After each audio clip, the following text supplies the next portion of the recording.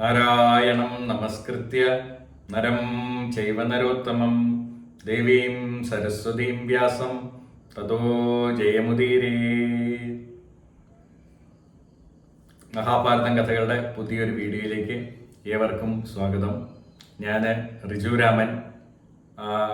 മഹാഭാരതം കഥയിലെ ആദ്യത്തെ അധ്യായമായിട്ടുള്ള ആദിപർവത്തിലെ ഉപാധ്യായമായിട്ടുള്ള സംഭവപർവത്തിലെ കഥകളാണ് നമ്മളിപ്പോൾ കേട്ടുകൊണ്ടിരിക്കുന്നത്. അപ്പം ഇത് കഥകൾ കേൾക്കുന്ന സമയത്ത് പലരുടെയും പ്രതികരണങ്ങൾ മെസ്സേജുകളായിട്ട് വരുന്നുണ്ട്. അതിനൊക്കെ വളരെ നന്ദിയുണ്ട്. അപ്പം വളരെ രസകരമായിട്ടുള്ള ഒരു മെസ്സേജായിട്ട് എനിക്ക് തോന്നിയത്, ഞാൻ 13ാമത്തെ ഒരു വീഡിയോയിൽ ദുഷ്യന്തൻ്റെയും ശകുന്തളയുടെയും കഥ പറഞ്ഞിട്ടുണ്ടായിരുന്നു. അപ്പോൾ എനിക്കൊരു പ്രതികരണം ഒരു ചേച്ചിയാണെന്ന് തോന്നുന്നു, അതിൻ്റെ ഇമെയിൽ ID കണ്ടിട്ട്. അപ്പം പറഞ്ഞത്, എൻ്റെ പൊന്നുസ്വാമി, അറിയാൻ വയ്യെങ്കിൽ മിണ്ടാതിരിക്കണം. ദുഷ്യന്റെ കഥ, ദുഷ്യന്തൻ്റെയൊക്കെ സിനിമയ്ക്കകത്ത് KR വിജയാണ് ശകുന്തളയായിട്ട് അഭിനയിച്ചതെന്ന് പറഞ്ഞിട്ടുണ്ടായിരുന്നു. അത് ശരിയാണ്. അങ്ങനെ ഒരു അപ്ഡേറ്റ് തന്നതിന് വളരെ നന്ദിയുണ്ട്. അപ്പോൾ ഇത് 1965 ഇറങ്ങിയ സിനിമയാണ്. അപ്പം അന്ന് ഞാൻ ജനിച്ചിട്ട് പോലും ഇല്ല. അപ്പം അത് അങ്ങനെ ഒരു തെറ്റ് സംഭവിച്ചു. ഞാൻ എന്താ റെഫർ ചെയ്യാതെ പറഞ്ഞതാണ്. പിന്നെ അത് ശരിക്കും പറയുകയാണെങ്കിൽ വ്യാസഭഗവാന്റെ കഥയുടെ കൂട്ടത്തിൽ പറയേണ്ട കാര്യമില്ല. പക്ഷേ നമ്മൾ ഇന്നത്തെ കാര്യവുമായിട്ട് വെറുതെ ഒന്ന് യോജിപ്പിക്കാൻ വേണ്ടിയിട്ട് ഒന്ന് പറഞ്ഞതാണ്. പിന്നെ ഒരു പ്രധാനപ്പെട്ട കാര്യം, ഞാൻ സ്വാമിയല്ല, ഞാനൊരു ബ്രഹ്മചാരിയൊന്നുമല്ല, ഞാൻ ഗൃഹസ്ഥനാണ്. അതോടൊപ്പം തന്നെ വേറെ ബിസിനസ്സും ഒക്കെ നടത്തുന്ന ആളാണ്. എനിക്കൊരു മോളുണ്ട്, ഭാര്യയുണ്ട്. ഇപ്പം ഞാൻ മഹാഭാരതം കഥയോടുള്ള ആ താല്പര്യം കൊണ്ട് ഇത് വായിക്കാൻ വേണ്ടിയിട്ട് പല പ്രാവശ്യം ശ്രമിച്ചെങ്കിലും പല പല കാരണങ്ങളും കൊണ്ട് തടസ്സപ്പെട്ടു പോയിക്കൊണ്ടിരിക്കുകയായിരുന്നു. അങ്ങനെയാണ് ഈ പ്രകാശം സാറിന്റെ പുസ്തകം കിട്ടുന്നതും. അപ്പൊ അത് വായിക്കുന്ന സമയത്ത് വെറുതെ വായിച്ചു പോകുന്നത് ഒട്ടും എളുപ്പമല്ല എന്നുള്ള കാര്യം മനസ്സിലായിട്ടാണ് അത് പറയാൻ വേണ്ടിയിട്ട് തീരുമാനിച്ചത്. അപ്പം ഇത് കേൾക്കുന്നതും അത്ര സുഖമുള്ള ഒരു കാര്യമാണെന്ന് എനിക്ക് തോന്നുന്നില്ല. കാരണം വെച്ച് കഴിഞ്ഞാൽ വ്യാസഭഗവാൻ ആ പറഞ്ഞിരിക്കുന്ന രീതി അതേ രീതിയിൽ നിന്ന് ഒട്ടും വ്യതിചലിക്കാതെ തന്നെയാണ് ഞാനിവിടെ പറഞ്ഞുകൊണ്ടിരിക്കുന്നത്. അപ്പൊ ചെറിയ ആവർത്തനങ്ങൾ ഒരുപാട് കഥകൾ ഒരുപാട് തവണ ആവർത്തിച്ച് വരുന്നുണ്ട്. അതൊക്കെ ചെറുതായിട്ട് ഒഴിവാക്കി പോവുക മാത്രമാണ് ഞാൻ ചെയ്യുന്നത്. കാരണം വ്യാസഭഗവാനോടുള്ള ഭക്തിയും ഇത് നമുക്ക് വേണ്ടിയിട്ട് പറഞ്ഞു തന്ന വിദ്വാൻ K പ്രകാശത്തിനോടുമുള്ള ഒരു നന്ദിയാണ് ഞാനിവിടെ പ്രകടിപ്പിച്ചുകൊണ്ടിരിക്കുന്നത്. അവരുടെ ഒരു എഫർട്ട് അത് ഒട്ടും തനിമ ചോരാതെ കേൾപ്പിക്കുക എന്നുള്ളതാണ് ഞാനൊരു ദൗത്യമാക്കി എടുത്തിരിക്കുന്നത്. അപ്പൊ നമ്മള് കഴിഞ്ഞ വീഡിയോയില് ഭീഷ്മരി എന്നിട്ട് അംബിക, അംബാലിക എന്നിവരെ ചേതുരാജ്യത്തിൽ നിന്നും തട്ടിക്കൊണ്ടുവന്നു. രാജാക്കന്മാരെയൊക്കെ തോൽപ്പിച്ചിട്ട് അങ്ങനെ വിചിത്രവീരന് വിവാഹം ചെയ്തു കൊടുക്കാൻ പോകുന്ന സമയത്ത് അംബ തന്റെ ഇഷ്ടം ശ്വാലരാജാവിനോടാണെന്ന് പറയുന്നു. അങ്ങനെ അവളെ പറഞ്ഞു കൊടുക്കുന്നു. അംബികയും അംബാലികയും ഈ വിചിത്രവീരന് വിവാഹം കഴിച്ചു കൊടുക്കുന്നു. പക്ഷെ വിചിത്രവീര്യൻ ക്ഷയരോഗം വന്ന് അകാലം ചരമം അടയുന്നു. കുട്ടികളൊന്നും ഉണ്ടാകുന്നില്ല. അങ്ങനെ രാജ്യം അന്യം നിന്ന് പോകുന്ന ഒരു അവസ്ഥ വരുന്ന സമയത്ത് സത്യവതി ഭീഷ്മനോട് പുത്രോത്പാദനം നടത്തണമെന്ന് പറയുകയും ഭീഷ്മരത് വളരെ നന്ദിപൂർവ്വം സ്നേഹപൂർവ്വം നിരസിക്കുകയും ചെയ്യുകയാണ് ചെയ്യുന്നത്. പ്രതിജ്ഞ ലംഘിക്കാൻ വേണ്ടിയിട്ട് അദ്ദേഹം തയ്യാറല്ലായിരുന്നു. അങ്ങനെ ഇതിന് പോംവഴിയായിട്ട് അദ്ദേഹം ഒരു കഥയൊക്കെ പറഞ്ഞിട്ട് പറയുന്നുണ്ട്, ഉത്തമന്മാരായിട്ടുള്ള ഏതെങ്കിലും ഋഷീശ്വരന്മാരെ, ബ്രാഹ്മണരെ വിളിച്ചു വരുത്തി കഴിഞ്ഞാൽ ഇത് സാധിക്കും എന്ന് പറഞ്ഞിട്ടുണ്ട്. അപ്പൊ അന്നത്തെ കാലത്ത് ബ്രാഹ്മണർ എന്ന് പറയുന്നത് ബ്രഹ്മത്തെ അറിഞ്ഞവരെയാണ്. അവർ പൂണൂലിട്ടവരെല്ലാരും ബ്രാഹ്മണരായിരുന്നില്ല എന്നാണ്. അങ്ങനെ അത്രയും ജ്ഞാനികളായിട്ടുള്ള ആൾക്കാരെ കൊണ്ട്, ഉത്തമന്മാരെ കൊണ്ട് പുത്രോത്പാദനം നടത്താമെന്ന് പറഞ്ഞു. അപ്പൊ സത്യവതി തന്റെ തന്നെ കഥ തന്റെ മകന്റെ സ്ഥാനത്തുള്ള ഭീഷ്മരോട് പറയുന്നുണ്ട്. ഈ കഥ ഞാൻ 8ാമത്തെ ഭാഗത്തില് 8ാമത്തെ എന്റെ വീഡിയോയിൽ വ്യാസഭഗവാന്റെ ജനനം എന്നും പറഞ്ഞുകൊണ്ടുള്ള ഒരു വീഡിയോയിൽ വളരെ വിശദമായിട്ട് പറയുന്നുണ്ട്. അപ്പൊ സത്യവതി തന്റെ സ്വന്തം കഥ തന്നെ പറയുകയാണ്. മത്സ്യഗന്ധിയായിരുന്നു. അതിനോടൊപ്പം തന്നെ പരാശര മഹർഷി വന്നിട്ട് തനിക്ക് ദിവ്യമായിട്ടുള്ള സുഗന്ധം തന്നു. അങ്ങനെ പരാശര മഹർഷിയിൽ തനിക്കൊരു പുത്രൻ ജനിച്ചു. ഒരു ദ്വീപിൽ വെച്ചിട്ട് ജനിച്ചുകൊണ്ട് അതിനെ ദൈവായനൻ എന്നുള്ള പേര്, അതോടൊപ്പം തന്നെ കറുത്ത നിറവായതുകൊണ്ട് കൃഷ്ണ എന്നുള്ള പേരുണ്ടായിരുന്നു. അങ്ങനെ കൃഷ്ണ ദൈവായനൻ എന്നാണ് അറിയപ്പെട്ടത്. അവൻ വേദങ്ങളെയൊക്കെ പകുത്തിരുന്നു. അതുകൊണ്ട് വേദവ്യാസൻ എന്നുള്ള പേരുമുണ്ടായി. അതോടൊപ്പം തന്നെ അവൻ എനിക്കൊരു വരവും കൂടി തന്നിരുന്നു. അമ്മയ്ക്കൊരു പ്രശ്നം ഉണ്ടാകുന്ന സമയത്ത് എന്നെ സ്മരിച്ചാൽ ഞാൻ അവിടെ എത്തിക്കോളാം എന്നും പറഞ്ഞുകൊണ്ട് പോയതാണ്. അതിനുശേഷം ഞാൻ അവനെ കണ്ടിട്ടില്ല. പറഞ്ഞപ്പം ഭീഷ്മൻ പറഞ്ഞു, ഇത് തന്നെയാണ് ഏറ്റവും ഉത്തമനായിട്ടുള്ള ആള്, അവനെ അങ്ങ് മനസ്സിൽ സ്മരിക്കാൻ പറഞ്ഞു. മനസ്സിൽ സ്മരിച്ച നിമിഷം തന്നെ വേദവ്യാസൻ അവിടെ പ്രത്യക്ഷപ്പെട്ട സമയത്ത് തന്നെ അന്ന് പോയതാണ്. അതിനുശേഷം പിന്നെ സത്യവതിക്ക് കാണാനേ സാധിച്ചിട്ടുണ്ടായിരുന്നില്ല. സത്യവതി മകനെ സ്നേഹത്തോടു കൂടിയിട്ട് പുണർന്നു എന്നാണ്. അങ്ങനെ മകന്റെ അടുത്ത് കാര്യങ്ങളൊക്കെ പറഞ്ഞു. അപ്പം മകന്റെ അടുത്ത് കാര്യങ്ങളൊക്കെ പറയുന്ന സമയത്ത് ഇവിടെ വേദവ്യാസൻ പൂർണ്ണമായിട്ടും ഒരു ബ്രഹ്മജ്ഞാനിയായിരുന്നു, പൂർണ്ണമായിട്ടുള്ള ഒരു ബ്രഹ്മചാരിയുമായിരുന്നു. സ്ത്രീ സംസർഗം അദ്ദേഹം ജീവിതത്തിൽ നിന്നും പൂർണ്ണമായിട്ട് ഒഴിവാക്കിയിട്ടുള്ള ഒരാളായിരുന്നു. അപ്പം ഭീഷ്മൻ അച്ഛന് വേണ്ടിയിട്ട് എന്ത് ത്യാഗമാണോ ചെയ്തത്, അതേ ത്യാഗം തന്നെയാണ് ഇവിടെ വ്യാസഭഗവാനും തന്റെ അമ്മയ്ക്ക് വേണ്ടിയിട്ട് ചെയ്യുന്നത്. തന്റെ കുലം നിലനിർത്താൻ വേണ്ടിയിട്ട് അമ്മയുടെ ആ ഒരു അഭ്യർത്ഥനയെ തള്ളിക്കളയാതെ വ്യാസൻ ഒരു എതിർപ്പും പറയാതെ അവിടെ വെച്ച് അതിനു വേണ്ടിയിട്ട് തയ്യാറാവുമായിരുന്നു. അദ്ദേഹം തന്റെ തപോ നിഷ്ഠയൊക്കെ അവിടെ വെച്ച് അമ്മയ്ക്ക് വേണ്ടിയിട്ടും തന്റെ കുലത്തിന് വേണ്ടിയിട്ട് ഒഴിവാക്കുകയാണ് ചെയ്തത്. വലിയ ഒരു കാര്യമാണ് അദ്ദേഹം ആ സമയത്ത് ചെയ്യുന്നത്. ഭീഷ്മർ ചെയ്ത പോലെ തന്നെ അത്രയും മഹത്തായിട്ടുള്ള ഒരു പ്രവർത്തനം തന്നെയാണ് അദ്ദേഹം ഈ സമയത്ത് തന്റെ അമ്മയ്ക്ക് വേണ്ടിയിട്ട് ചെയ്യുന്നതെന്നാണ്. അങ്ങനെ സത്യവതി തന്നെ തന്റെ മരുമക്കളായിട്ടുള്ള അംബികയോടും അംബാലികയോടും ചെന്നിട്ട് കാര്യങ്ങളൊക്കെ പറയുന്നുണ്ട്. പറഞ്ഞിട്ട് അവരെ പറഞ്ഞ് സമ്മതിപ്പിക്കുക. ആദ്യം അംബികയുടെ അടുത്താണ് ചെല്ലുന്നത്. അംബികയുടെ അടുത്ത് ചെന്നിട്ട് ഈ പരപുരുഷ ഗമനത്തെ കുറിച്ചിട്ടുള്ള കാര്യം പറഞ്ഞപ്പോൾ ആദ്യം അവൾ സമ്മതിക്കില്ല. വിചിത്രവീരനെ തന്നെ മനസ്സിൽ ധ്യാനിച്ചുകൊണ്ടിരിക്കുകയായിരുന്നു. പക്ഷേ ധർമ്മമൊക്കെ കാര്യങ്ങളൊക്കെ പറഞ്ഞ് മനസ്സിലാക്കി. എന്നിട്ട് പറഞ്ഞു, ഇന്ന് ഒരാൾ നിനക്ക് പുത്രോത്പാദനം നടത്താൻ വേണ്ടിയിട്ട് വരും, അദ്ദേഹത്തിനെ വളരെ സ്നേഹത്തോടു കൂടി സ്വീകരിക്കണം എന്നൊക്കെ പറഞ്ഞു. അങ്ങനെ ഈ അംബിക രാത്രിയില് അന്തഃപുരത്തില് വളരെ സൗന്ദര്യവതിയായിട്ട് കുളിച്ചൊരുങ്ങിയൊക്കെ ശയ്യയിലിരുന്നു. അപ്പൊ അവള് പ്രതീക്ഷിച്ചിരുന്നത് ആരായിരിക്കും എന്നുള്ള ഭയങ്കര ഉത്കണ്ഠയിലായിരുന്നു. ഏതെങ്കിലും ശക്തനായിട്ടുള്ള ഒരാളായിരിക്കും വരുന്നത്, നല്ല സൗന്ദര്യമുള്ള ഒരാളായിരിക്കും, ചിലപ്പോൾ ഭീഷ്മനായിരിക്കുമോ, അങ്ങനെയൊക്കെ പല പല വിചാരങ്ങളിലാണ് ഇരുന്നത്. ആ സമയത്താണ് വ്യാസഭഗവാൻ കടന്നു വരുന്നത്. വ്യാസഭഗവാൻ എന്നൊക്കെ നമ്മളെല്ലാവരും വിളിക്കുമെങ്കിലും രൂപത്തിന്റെ കാര്യത്തില് അദ്ദേഹത്തെ കുറിച്ചിട്ട് തന്നെ അദ്ദേഹം വർണ്ണിക്കുന്നത് അദ്ദേഹത്തിന് ഭയങ്കര ദുർഗന്ധമായിരുന്നു.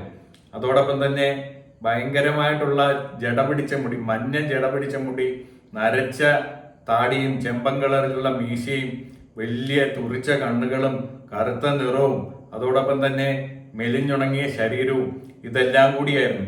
അപ്പം ആദ്യം ഈ പുത്രോത്പാദനത്തെ കുറിച്ചിട്ട് പറയുമ്പോൾ തന്നെ വ്യാസഭഗവാൻ പറയുന്നുണ്ടായിരുന്നു, ഇത് 1 വർഷം അവരെ വ്രതമെടുക്കണം, അതിനുശേഷമാണ് സത്പുത്രന്മാരെ ഉത്പാദിപ്പിക്കാൻ പറ്റുള്ളൂ എന്ന് പറഞ്ഞു. അപ്പൊ സത്യവതി ആ സമയത്ത് പറയുന്നുണ്ടായിരുന്നു, അങ്ങനെ പറ്റില്ല, പെട്ടെന്ന് തന്നെ ചെയ്യണമെന്ന്. അപ്പം അദ്ദേഹം പറയുന്നുണ്ട്, എന്റെ ഈ വൈരൂപ്യത്തെ അവർ സഹിക്കുന്നത് വലിയൊരു ത്യാഗം തന്നെയാണ്, അല്ലെങ്കിൽ വലിയൊരു വ്രതം പോലെ തന്നെയാണ്. അതിന് അവർ തയ്യാറാവണമെങ്കിൽ അവർക്ക് സത്പുത്രന്മാരുണ്ടാവുന്നതാണ്. പക്ഷെ അംബിക ഇതൊക്കെ കേട്ടെങ്കിലും അംബികയ്ക്ക് ഈ രൂപം താങ്ങാൻ വേണ്ടിയിട്ട് പറ്റിയില്ല. അവള് വെറുപ്പോട് കൂടിയിട്ട് കണ്ണടച്ച് കിടന്നു എന്നാണ്. അങ്ങനെ അവരുടെ സംഗമം ഉണ്ടാകുന്ന സമയത്ത് അവള് വെറുപ്പോട് കൂടിയിട്ട് കണ്ണടച്ചാണ് കിടന്നത്. അങ്ങനെ പിറ്റേ ദിവസം സത്യവതി മകനോട് ചോദിച്ചപ്പോൾ പറഞ്ഞു, അവൻ പുത്രനുണ്ടാവും, അവൻ 10,000 ആനകളുടെ ശക്തിയുള്ളവനായിരിക്കും, പക്ഷേ അവൻ അന്ധനായിരിക്കും. അങ്ങനെയാണ് ധൃതരാഷ്ട്രർ എന്നുള്ള പുത്രൻ ഉണ്ടാകുന്നത്. കുരുടനായിരുന്നു, ജനിച്ചപ്പോൾ തന്നെ അന്ധനായിട്ടുള്ള പുത്രൻ ആണ് ഉണ്ടായത്. അതിനുശേഷം പിന്നെ കുറച്ചുനാൾ കഴിഞ്ഞിട്ട് അംബാലികയില് പുത്രി ഉണ്ടാകാൻ വേണ്ടിയിട്ട് സത്യവതി വീണ്ടും ഈ ഇദ്ദേഹത്തിനെ വിളിച്ചു വരുത്തി. അങ്ങനെ അംബാലിക ഈ പറഞ്ഞതുപോലെ തന്നെ വളരെ സുന്ദരനും സുമുഖനും ശക്തിമാനുമായിട്ടുള്ള ഒരാളെയാണ് കാത്തിരുന്നത്. പക്ഷേ ഈ ഇത് പറഞ്ഞ പോലെ ഇത്രയും വിരൂപനായിട്ടുള്ള ഒരാളെ കണ്ട അവള് വെളുത്തുപോയെന്നാണ്. ആ വിളറിയ ശരീരത്തോടു കൂടിയിട്ടാണ് അവള് ആ സ്ത്രീ പുരുഷ സംയോഗം നടന്നത്. അങ്ങനെ അത് കഴിഞ്ഞതിന് ശേഷം ഈ സത്യവതി എന്നിട്ട് ചോദിച്ചു, എന്തായും ചോദിച്ചപ്പോൾ പറഞ്ഞു, അവളും ഒരു ശക്തനായിട്ടുള്ള മകനെ പ്രസവിക്കും, പക്ഷേ അവള് വിളറിയ ശരീരത്തോടു കൂടിയിട്ടാണ് എൻ്റെ അടുത്ത് വന്നത്, അതുകൊണ്ട് വിളറിയ ഒരു പുത്രനായിരിക്കും.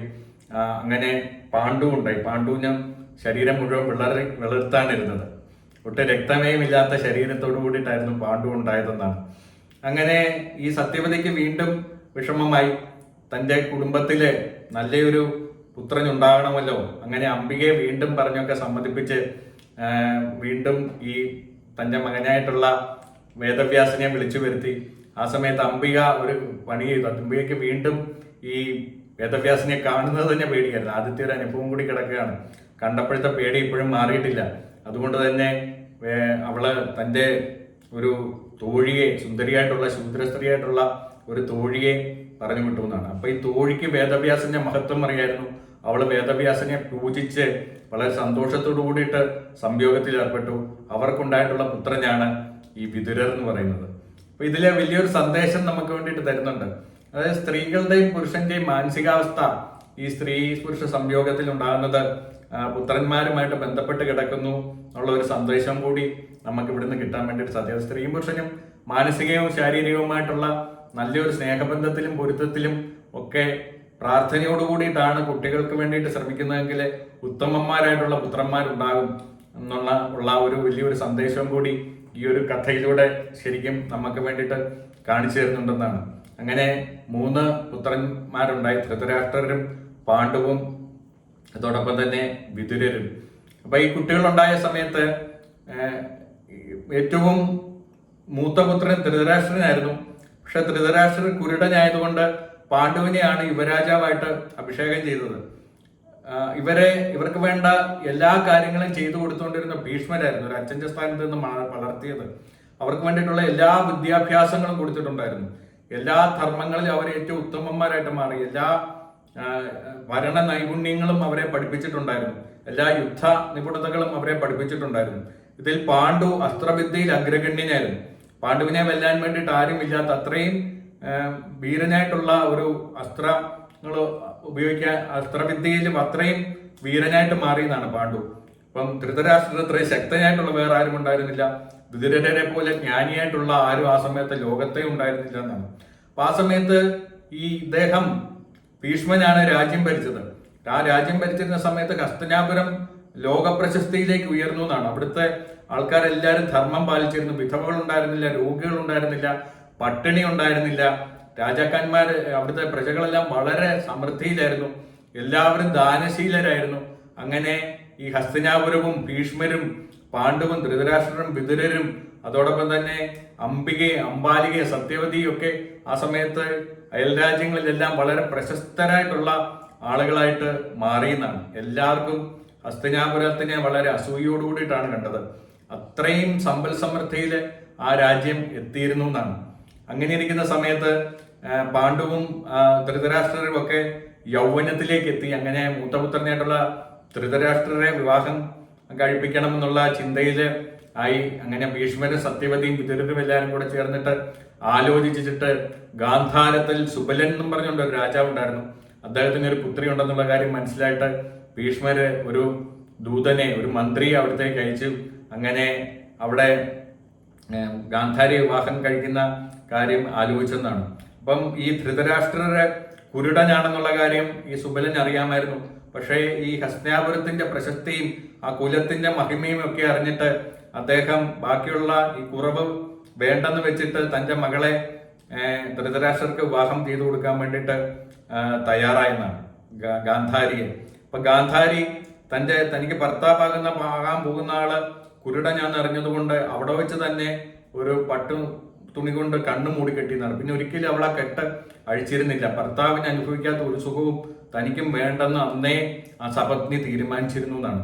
അപ്പം ഈ മുഴുവൻ മഹാഭാരതത്തിലും ഇത്രയും പതിവ്രതയായിട്ടുള്ള വേറൊരു സ്ത്രീരത്നത്തിനെ നമുക്ക് കാണാൻ വേണ്ടിയിട്ട് പറ്റില്ല എന്നാണ്. ഗാന്ധാരിയെ പോലെ അവള് വിവാഹം കഴിഞ്ഞിട്ട് മരണം വരെ വേറൊരു പുരുഷന്റെ പേര് പോലും ഉച്ചരിച്ചില്ല എന്നാണ്. അത്രയും പതിവ്രതയായിട്ടാണ് തന്റെ പതിയുടെ എല്ലാ രീതിയിലുള്ള ശുശ്രൂഷകളും ചെയ്തുകൊണ്ടാണ് അവൾ ജീവിച്ചിരുന്നത്.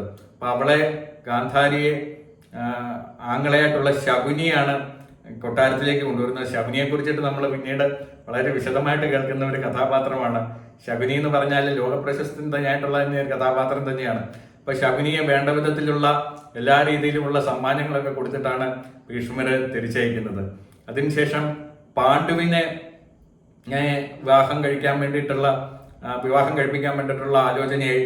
അങ്ങനെ ഇരിക്കുന്ന സമയത്ത് ഈ കുന്തിഭോജൻ എന്ന് പറയുന്ന ഒരു രാജാവ് ഉണ്ടായിരുന്നു. അദ്ദേഹം യാദവ വംശത്തിലുള്ള രാജാവായിരുന്നു. അദ്ദേഹത്തിന് പൃഥ എന്നും പറഞ്ഞുകൊണ്ട് ഒരു മകള് ഉണ്ടായിരുന്നു. ആ കഥ ഞാൻ നേരത്തെ പറഞ്ഞതാണ്. ശൂരൻ എന്നും പറഞ്ഞുള്ള രാജാവായിരുന്നു. ശൂരന്റെ സഹോദരി പുത്രനായിരുന്നു കുന്തിഭോജൻ. മക്കളില്ലാത്തത് കൊണ്ട് കുന്തിഭോജന് ഈ ശൂരൻ ഈ പൃഥയെ കൊടുത്തതാണ്. ആ കഥയൊക്കെ നേരത്തെ നമ്മൾ വിശദമായിട്ട് കേട്ടതാണ്. അങ്ങനെ ഈ കുന്തിയെ കുറിച്ചിട്ട് കേട്ടിട്ടുണ്ടായിരുന്നു. കുന്തിയുടെ സ്വയംവരം നടക്കുന്ന സമയത്ത് ധൃതരാഷ്ട്രരെ പാണ്ഡുവിനെ അവിടേക്ക് പറഞ്ഞു വിടും. പാണ്ഡു അവിടെയുള്ള രാജാക്കന്മാരുടെ ഇടയിൽ സൂര്യനെ പോലെ ശോഭിച്ചിരുന്നു എന്നാണ്. പാണ്ഡുവിനെ കണ്ടു കഴിഞ്ഞപ്പോൾ പിന്നെ കുന്തി വേറൊരു രാജാക്കന്മാരെ നോക്കി പോലുമില്ല. നേരെ ചെന്ന് കുന്തി ചെന്നിട്ട് പാണ്ഡുവിനെ വർണ്ണമാല അണിയിച്ച് സ്വീകരിച്ചു എന്നാണ്. അങ്ങനെ പാണ്ഡു കുന്തിയെ വിവാഹം കഴിച്ചു. പിന്നെ ആചാരപ്രകാരം കുന്തി ഭോജൻ വിവാഹവും കഴിച്ചിട്ട് അങ്ങനെ മകളെ ഹസ്തിനാപുരത്തിലേക്ക് പറഞ്ഞു വിട്ടു. അങ്ങനെ ഹസ്തിനാപുരത്തിലേക്ക് പറഞ്ഞു വിട്ടു. അവിടെ ചെന്ന് കഴിഞ്ഞപ്പം അവിടെ വെച്ചിട്ട് വീണ്ടും ഈ പാണ്ഡുവിനെ വിവാഹം കഴിക്കണം, ഒന്നുകൂടെ വിവാഹം കഴിപ്പിക്കണം എന്നുള്ള ചിന്ത ഈ ഭീഷ്മാചാര്യർക്കുണ്ടായെന്നാണ്.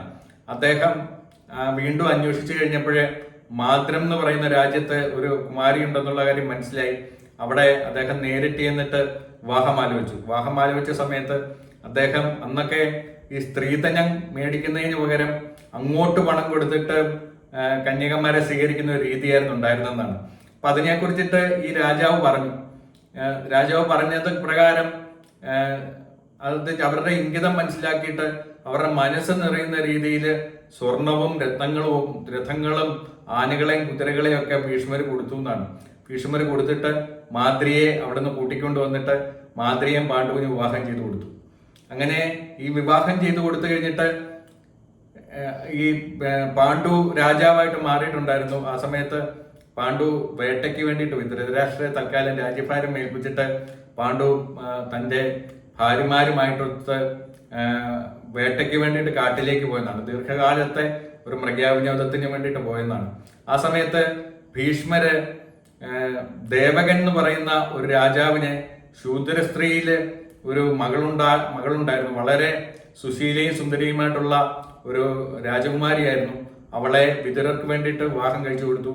വിതുരർക്കും മക്കളുണ്ടായി. ആ സമയത്ത് വേദവ്യാസൻ ഒരു ദിവസം ഈ ഹസ്തിനാപുരത്ത് വന്നിട്ടുണ്ടായിരുന്നു. ആ സമയത്ത് ഗാന്ധാരിയാണ് വേദവ്യാസനെ വേദാവിധം ശുശ്രൂഷിച്ചത്. അവളോട് വരം ചോദിച്ചപ്പോൾ എനിക്ക് 100 പുത്രന്മാരുണ്ടാവണം എന്നുള്ള ഒരു വരമാണ് അദ്ദേഹം ചോദിച്ചത്. അപ്പം 100 പുത്രന്മാരുണ്ടാവട്ടെ എന്ന് പറഞ്ഞുകൊണ്ട് ഈ അദ്ദേഹം അനുഗ്രഹിച്ചു. നമ്മുടെ ഗാന്ധാരിയെ അദ്ദേഹം അനുഗ്രഹിച്ചു എന്നാണ്. ആ സമയത്ത് വേദവ്യാസൻ അനുഗ്രഹിച്ചു. അപ്പം ഇത് കേട്ട് കഴിഞ്ഞപ്പോൾ ജനമേജയന് സംശയമായി. എങ്ങനെയാണ് 100 പുത്രന്മാരുണ്ടാകുന്നത്? അതിനെക്കുറിച്ചിട്ട് അങ്ങ് വിശദമായിട്ട് പറയണം എന്ന് പറഞ്ഞു. അങ്ങനെ ഈ 100 പുത്രന്മാരുണ്ടായ കഥ അദ്ദേഹം പറയാമെന്ന് പറഞ്ഞു. അങ്ങനെ വൈശമ്പായനൻ പിന്നെ തുടർന്ന് പറയുകയാണ്. ആ കഥ നമുക്ക് അടുത്ത ഒരു വീഡിയോയിൽ കേൾക്കാം. ഇത്രയും നേരം ക്ഷമയോടുകൂടിയിട്ട് കേട്ടിരുന്ന എല്ലാവർക്കും നന്ദി. ഇത് കൂടുതൽ ആൾക്കാരിലേക്ക് പ്രചരിപ്പിക്കും എന്നുള്ള വിശ്വാസത്തിലാണ് ഞാൻ. നമുക്ക് അടുത്ത വീഡിയോയിൽ വീണ്ടും കാണാം. നമസ്കാരം.